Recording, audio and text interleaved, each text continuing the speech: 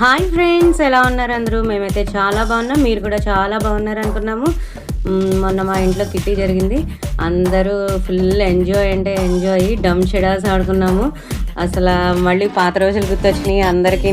మీలో ఎంతమంది డమ్ షెడాస్ ఆడారో కామెంట్ చేయండి. ఈ వీడియో నచ్చితే కనుక లైక్ చేయండి, సబ్స్క్రైబ్ చేయండి, అలాగే కామెంట్ కూడా చేయండి. బెల్ ఐకాన్ మాత్రం కొట్టడం మర్చిపోవద్దు. Thank you all.